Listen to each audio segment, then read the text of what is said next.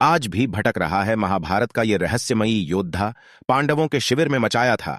कोहराम महाभारत का ऐसा योद्धा जिसने अपनी पिता की मौत का बदला लेने के लिए पांडवों के शिविर में कोहराम मचा दिया।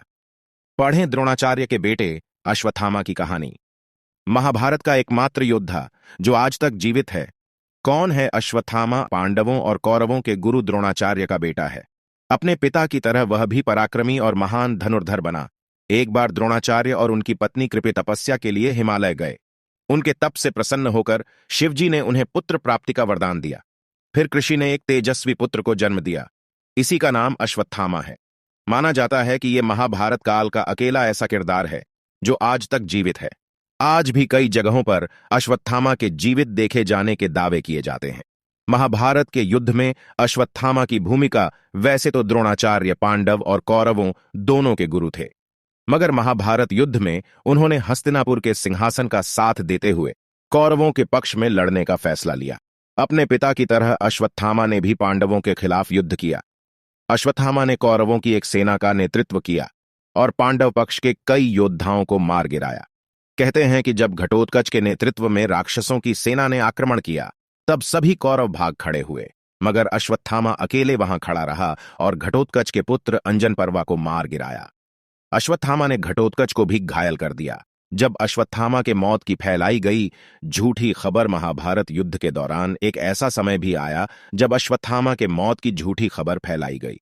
दरअसल द्रोणाचार्य का वध करने के लिए श्री कृष्ण ने पांडवों से अश्वत्थामा की झूठी खबर फैलाने के लिए कहा। धर्मराज युधिष्ठिर ने कहा कि वे झूठ का सहारा नहीं लेंगे। फिर श्री कृष्ण के कहने पर युधिष्ठिर ने अश्वत्थामा नाम के हाथी का वध कर दिया। द्रोणाचार्य को जब इसकी खबर मिली तो उन्हें लगा कि उनका बेटा अश्वत्थामा मारा गया। इससे दुखी होकर उन्होंने शस्त्र त्याग दिए। तभी धृष्टद्युम्न ने मौके का फायदा उठाकर द्रोणाचार्य का सिर धड़ से अलग कर दिया। पिता के वध से अश्वत्थामा के सिर पर हो गया।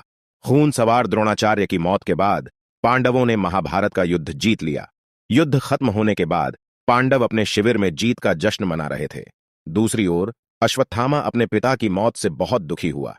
उसने बदला लेने की ठानी। अश्वत्थामा रात में पांडवों के शिविर में पहुंचा और कोहराम मचा दिया। अश्वत्थामा ने द्रौपदी के सभी पुत्रों और धृष्टद्युम्न को मार गिराया। जब अश्वत्थामा को मिला श्राप अपने सभी पुत्रों का वध होने से, द्रौपदी बिलख कर रोने लगी। अर्जुन को क्रोध आया और अश्वत्थामा के पीछे चला गया। अर्जुन अश्वत्थामा को पकड़कर द्रौपदी के सामने ले आया। द्रौपदी ने अश्वत्थामा को माफ कर दिया, मगर श्रीकृष्ण ने उसे हजारों सालों तक भटकने का श्राप दे दिया। अर्जुन ने उसे अपमानित कर शिविर से बाहर निकाल दिया। कहा जाता है कि तब से आज तक अश्वत्थामा भटक रहा है।